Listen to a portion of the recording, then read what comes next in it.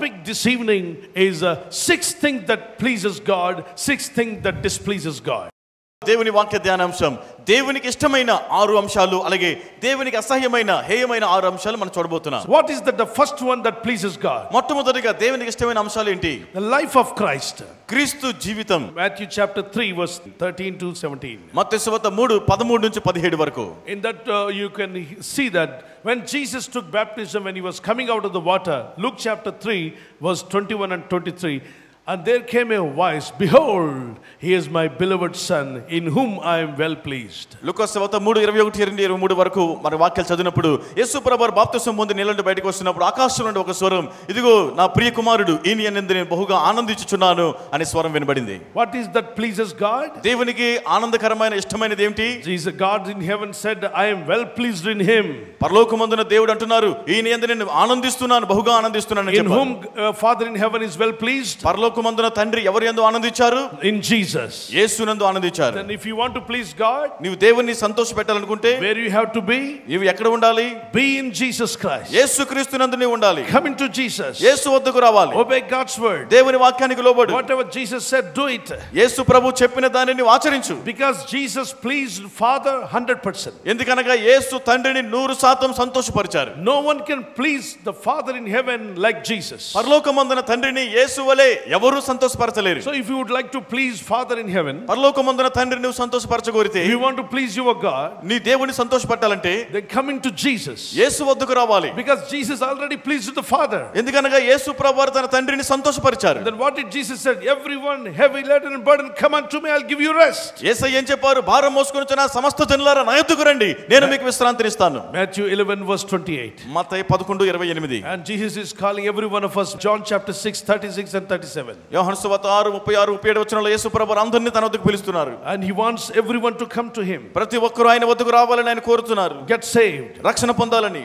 Proverbs 9 verse 1 to 4. సామెతలు 9 మొదటి 4 వచనాలు. Wisdom is calling everyone. జ్ఞానము పిలుస్తూ ఉన్నది అందరిని. Proverbs 1:21 to 24. సామెతలు 1:21-24 వరకు. I am calling you, come. నేను పిలుస్తున్నాను, నా వద్దకు రమ్ము.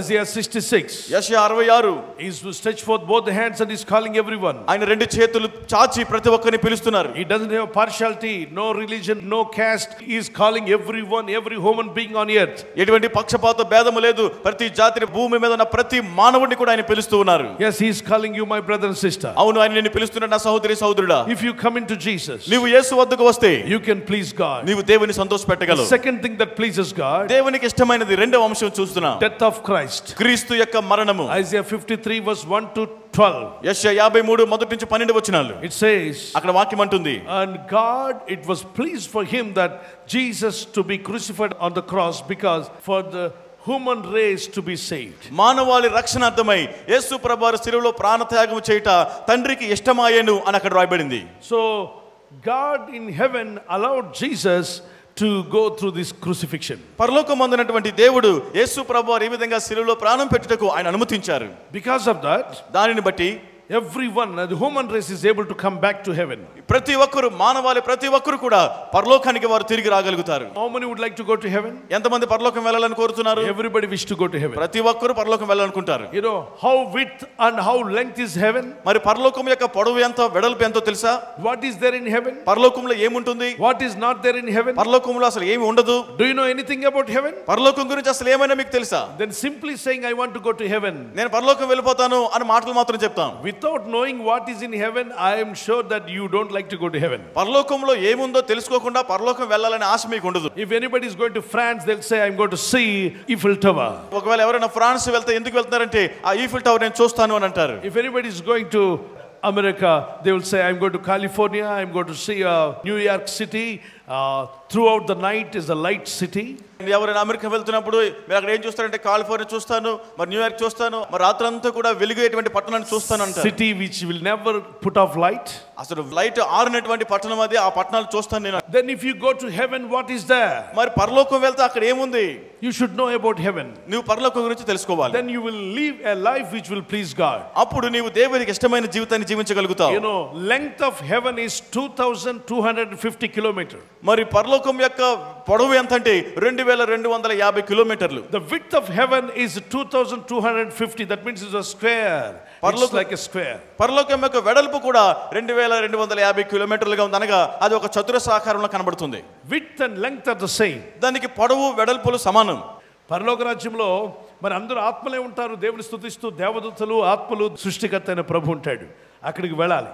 అక్కడికి వెళ్ళాలంటే ఆ పరలోకానికి వానరైన దేవుని నువ్వు ప్లీజ్ చేయాలి. ఆయనకి ఇష్టంగా నువ్వు బతకాలి. అప్పుడు నువ్వు ఇంటికి వెళ్ళగలవు. ఎవరైనా ఇంటికి వెళ్ళాలంటే వాళ్ళతో మీకు పరిచయం లేకుండా వారి ఇంటికి వెళ్ళగలరా? ఆయన డోర్ కొట్టగలరా? పోనీ డోర్ కొట్టినా వారు డోర్ తీయగలి, ఎవరు మీరు అంటే ఏం చేస్తారు? మీ ఇంటికి వస్తారంటే ఎవరు నువ్వు? Why you want to come into my house, who are you అని చెప్పంటారు. అంటే పరిచయం లేని ఇంట్లోకి వెళ్ళడానికి మనం భయపడతాం, ఒప్పుకోరు. ఒకవేళ ప్రయత్నం చేస్తే దొంగ అంటారు. సో దేవుని బిడ్డలారా, పరిచయం లేకుండా ఒకరింటికి వెళ్ళలేము. ఇప్పుడు పరలోకం వెళ్ళాలని కోరుకుంటే చాలదు. ఆ పరలోకంలో ఉన్న దేవునితో నీకు పరిచయం ఉండాలి, ఆయనతో నీకు సంబంధం ఉండాలి, ఆయనతో నీకు రిలేషన్ ఉండాలి. ఆయనకి నీకు పరిచయం ఉంటే తప్పనిసరిగా నువ్వు ఎప్పుడైనా ప్రభా నేను అన్నట్టు నా కుమారుడా రము అనాలి. ప్రభు ప్రైజ్ ది లార్డ్, బలా మంచి దాసుడా రము అని చెప్పాలి. అంత పరిచయంగా ఉండాలంటే యేసుక్రీస్తును నువ్వు ఎక్కడికి వెళ్ళినా యేసే రక్షకుడని ఒప్పుకోవాలంటే సిగ్గుపడకుండా. దేవునికి మహిమ కలుగును గాక. Praise the Lord. నువ్వు ప్రజల ముందు యేసే ప్రభు అని ఒప్పుకోవడానికి సిగ్గుపడితే నీ గురించి ప్రభు తన తండ్రి మహిమతో వచ్చినప్పుడు తన దూతల ముందు నీ గురించి చెప్పడానికి సిగ్గుపడతాడంటే. కాబట్టి ప్రభు బిడ్డను నేను అని చెప్పడానికి సిగ్గుపడద్దు. The second thing that please father, Jesus died on the cross for the human right. రెండవదిగా తండ్రికి ఇష్టమైనది ఏమనగా యేసు ప్రభువారు మానవాళి కొరకు తన ప్రాణ త్యాగం చేశారు. He has shed blood for you and me. నీ కొరకు నా కొరకు తన రక్తాన్ని చిందించారు. He has given everything for us. మన కొరకు సమస్తాన్ని అర్పించారు. Why the death of Jesus is pleased Father in heaven? యేసు మరణం పరలోకమందున తండ్రికి ఎందుకు ఇష్టకరంగా ఉంది? Because of the holy blood of Jesus is shed on the cross. Through that human race is able to come to heaven. ఎందుకనగా యేసు ప్రభువారు పరిశుద్ధ రక్తాన్ని శిలువలో చిందించడం ద్వారా దాని ద్వారా మానవులందరూ కూడా పరలోకానికి చేరుకుంటారు. Through one man all human race went away from God. ఒక మానవుని యొక్క పాపం ద్వారా మానవులందరూ దేవునికి దూరం అయిపోయారు. Romans 5:8-9-12-19. రోమా 5:8, 9, 19 కూడా.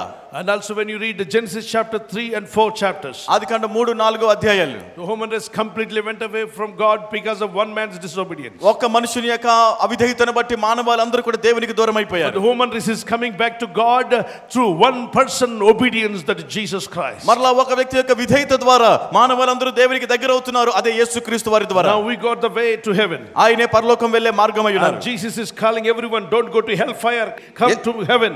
యేసు ప్రభువు ప్రతి ఒక్కరిని పిలుస్తున్నారు, నరకాగ్నిలోకి వెళ్ళవద్దు, నా యొద్దకు రండి, పరలోకానికి రండి అని పిలుస్తున్నారు. Anybody on earth one day they have to die. ఈ భూమి మీద ఉన్న ఎవరైనా ఒక దినాన చనిపోవలసిందే. So before your death, నీ మరణానికి ముందుగానే, before that day comes, ఆ దినము రాకముందే, do you have Jesus? యేసుని కలిగి ఉంటే, do you come under the blood of Jesus? యేసు రక్తము క్రిందకు నీవు వస్తావా? Then you are pleasing God. అప్పుడు నువ్వు దేవునికి ఇష్టడిగా ఉంటావు. Because the blood of Jesus is holy. యేసు రక్తం పరిశుద్ధమైన రక్తం. It makes you holy. నిన్ను పరిశుద్ధంగా చేస్తుంది. It will open door for you to go to heaven. నువ్వు పరలోకం వెళ్ళడానికి ద్వారం తెరుస్తుంది నీ కొరకు. That is why it pleases God in heaven, because he is able to get human race completely back through the death of Jesus Christ on the cross. సిలువలో యేసు ప్రభువారి ప్రాణ త్యాగము ద్వారా మానవులందరూ పరలోకం రావడానికి మార్గం తెరిచింది కనుక తండ్రికి అది ఇష్టమైనది. Then what pleases God? తర్వాత దేవునికి ఇష్టమైనది ఏమిటి? Third thing, fullness of Christ. మూడవదిగా క్రీస్తులో సంపూర్ణత. When you want to grow up into the fullness of Christ, that pleases Father in heaven. నీవు క్రీస్తునందు పరిపూర్ణుడిగా ఎదగాలని కోరినట్లయితే పరలోకమందున తండ్రికి అది ఇష్టమైనది. Colossians chapter 1 verse 19. కొలస్సీలు 1:19. Chapter 2 verse 9. 2వ అధ్యాయం 9వ వచనం. Ephesians 1:23. ఎఫెసీయులు 1:23. The fourth thing that pleases God, తండ్రికి ఇష్టమైనది నాలుగవది preaching of Christ. క్రీస్తు యొక్క బోధలు. When you are preaching the cross of Jesus, యేసు సిలువ గురించి నువ్వు బోధించినప్పుడు, when people start listening about the death of Jesus on the cross, సిలువలో యేసు ప్రభువారు ప్రాణ త్యాగం గురించి ప్రజలు వింటూ ఉన్నప్పుడు, if anybody say Jesus come into my heart, యేసు నా హృదయంలోకి రమ్ము అని ఎవరైనా చెప్పిన యెడల, that pleases the Father. అది తండ్రికి ఎంతో ఇష్టమైనది. Because that person is saved through the blood of Jesus by the preaching of gospel. సువార్తను ప్రకటించడం ద్వారా యేసు రక్తమును బట్టి ఆ వ్యక్తి రక్షణ పొందుతున్నాడు. So dear brothers and sisters, preaching of Christ, preaching the cross and the suffering of Jesus, that open up the eyes of the people and they will understand. If they come back to Jesus, they will be saved. When they are being saved, that pleases Father in heaven. యేసు ప్రభువారి ప్రాణ త్యాగం గురించి, ఆయన మరణం గురించి, సిలువ గురించి మనం ప్రకటించినప్పుడు అనేకులు రక్షణ పొందుకుంటారు. రక్షింపబడినప్పుడు పరలోకమందున తండ్రికి అది ఎంతో ఇష్టమైనది. 1 Corinthians chapter 1 verse 21 and 22. మొదటి కొరింథీ 1వ అధ్యాయం 21, 22 వచనాలు. Acts chapter 8 verse 35. అపోస్తల కార్యం 8:35. The fifth thing that pleases God, తండ్రికి ఇష్టమైనది ఐదవ అంశం ఏంటి? the kingdom of Christ. క్రీస్తు రాజ్యము. Luke chapter 12:32, Colossians chapter 1:13. లోక 12:32, కొలస్సీలు 1:13. The kingdom of Christ that pleases the Father in heaven. క్రీస్తు రాజ్యము పరలోకమైన తండ్రికి ఎంతో ఇష్టమైనది. If you want to please God, be in the kingdom of Christ. నీవు దేవునికి ఇష్టడిగా ఉండాలంటే క్రీస్తు రాజ్యములో నీవు ఉండాలి. The kingdom of God is nothing but righteousness, peace and joy in the Holy Spirit. Romans chapter 14 verse 17 and 18. రోమా 14, 17, 18 ప్రకారంగా దేవుని రాజ్యం అనగా నీతి, సమాధానం, పరిశుద్ధాత్మయందుల ఆనందమై ఉన్నది. And what pleases God? మరి దేవునికి ఇష్టమైనది ఏంటి? Sacrifice for Christ, sacrifice for winning souls that pleases God in heaven. Philippians 4:18 and Hebrews chapter 12 verse 16. క్రీస్తు కొరకు మనం అర్పణలు అర్పించుట, అదే విధంగా ఆత్మలు రక్షించుట దేవునికి ఎంతో ఇష్టమైనది. Philippi 4:18, Hebrew 13:16. Hebrews 13:16 says that. హెబ్రీలు 13:16 కూడా వాక్యం అంటుంది. So these all things we have to do it with faith. Right, it seventh one pleases God. ఇవన్నీ కూడా మరి విశ్వాసంతో చేయాలి. ఏడవదిగా everything coming to Christ you need faith. Understanding the cross of Jesus you need faith. To grow in the fullness of Christ you need faith. Preaching of Jesus you need faith. To live in the kingdom of God you need faith. Sacrifice for Christ you need faith. So faith pleases God. Hebrews chapter 11 verse 6. హెబ్రీలు 11:6 ప్రకారంగా విశ్వాసము ద్వారా దేవునికి ఇష్టడిగా ఉండగలవు కనుక ఈ 6 అంశాలు నీ జీవితంలో జరిగించాలి అని అంటే నువ్వు దేవుని యందు అంగీకరించి దేవుని యందుకు వచ్చి దేవుని రాజ్యంలో జీవించాలంటే నీకు విశ్వాసం ఎంతో అవసరమై ఉంది. What displeases God? మరి దేవునికి హేయమైనవి, అసహ్యమైనవి ఏంటి? These are the 6 things that displeases God. దేవునికి అసహ్యమైనవి లేక ఇష్టము లేనివి 6 అంశాలు ఉన్నాయి. The first one, a proud look. మొట్టమొదటిది అహంకారపు దృష్టి. Proverbs 6:16 and 17 you will understand. సామెతలు 6వ అధ్యాయం మరి 16, 17 వచనాలు చదివినప్పుడు మీకు అర్థమవుతుంది. Philippians 2:3 to 11. ఫిలిప్పీలు 2:3 నుండి 11 వరకు. 1 Peter chapter 5 verse 5 and 6. మొదటి పేతురు 5వ అధ్యాయం 5, 6 వచనాలు. The proud look God hates it. గర్వంతో కూడిన అహంకార దృష్టి దేవునికి హేయమైనది. God doesn't like proud look. అటువంటి గర్వంతో దృష్టి దేవునికి ఇష్టం లేదు. We need to repent and come back to God. మనం మారుమనసు పొంది దేవుని ఎదురుకు తిరిగి రావాలి. And receiving Jesus. యేసును స్వీకరించాలి. Because the proud look it displeases God. ఎందుకంటే అహంకార దృష్టి అనేది దేవునికి హేయమైనది. ఎవరిని కూడా కిందకు చూడకండి. వీళ్ళంతటి వాళ్ళు అన్నట్టుగా వాళ్ళ కులాన్ని బట్టు, వాళ్ళ ఇంటి పేరును బట్టు, వారి జాతిని బట్టు, వారి ప్రాంతాన్ని బట్టు, వారి భాషను బట్టు, వారికున్న స్థితిని బట్టు, ఆర్థిక ఇబ్బందులను బట్టు పనికి మాలిన వారిగా చూస్తే దేవునికి కోపం వస్తుందట. ఎందుకంటే వారిలో కూడా ప్రాణాన్ని పెట్టింది దేవుడే కనుక ప్రతి ఒక్కరి పట్ల కనికరము, దయతో చూడండి. అంతేగాని గర్వంగా నువ్వేదో గొప్ప వ్యక్తి అన్నట్టు, ఆ వ్యక్తి పనికి మాలిన వ్యక్తి అన్నట్టు తక్కువగా చూడొద్దు. గర్వపు చూపు దేవునికి అసహ్యమట. The second thing that displeases God.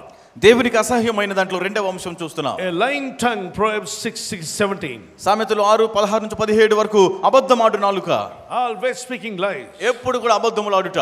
Oh my brother and sister, don't be addicted to lies. ప్రియ సహోదరి సహోదరులు, అబద్ధమాలు ఆడడానికి అలవాటు బానిసైపోద్దు. If you're already addicted to lies, ఒకవేళ దానికి బానిసైపోయినట్లయితే at least repent now. ఇప్పుడైనా మారు మనసు పొందు. Because the Revelation chapter 21 verse 8 and 9 says, ప్రకటన గ్రంథం 21:8-9 వచనాలు అంటున్నాయి, it's very dangerous.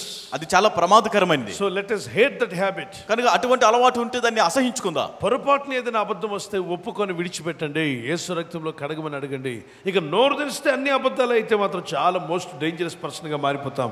దయచేసి అబద్ధములాడే అలవాటు తీసివేయి ప్రభా అని ప్రార్థన చేయడం చాలా అవసరం. కొంతమంది నేను చూశాను, ప్రతి దానికి అబద్ధమే.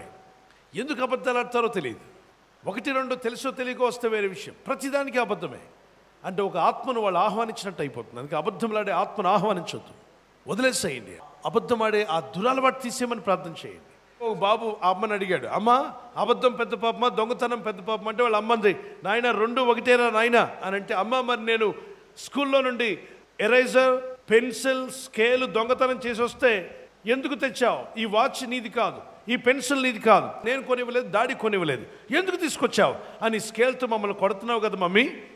అవును నాన్న, దొంగతనం చేయకూడదని కొడుతున్నాం. మరి అబద్ధము దొంగతనం 2 సమానమైన పాపం అన్నావు కదా. అవును నాన్న, అదైనా పాపం ఇదైనా పాపమే, అందుకని నిన్ను కొట్టాను. అయితే అమ్మ నిన్ను దేంతో కొట్టాలమ్మా అని అడిగట.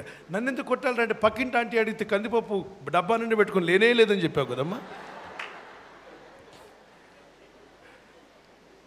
ఆ పాలంకులు వచ్చాయి, అమ్మ నెలంతా తీసుకున్నావు డబ్బులు ఇవ్వమంటే నాన్న తెచ్చిన జీతం బీరువాలో పెట్టి అస్సలు డబ్బులు లేవండి అని చెప్పావు కదమ్మా.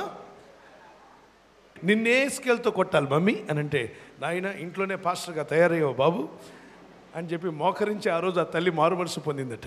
అవును దేవుని బిడ్డలారా, 2 పాపాలే విడిచిపెట్టేద్దాం. దేవునికి అసహ్యమైనది ఏదో వదిలించుకోవడానికి ప్రయత్నించేద్దాం. Praise the lord.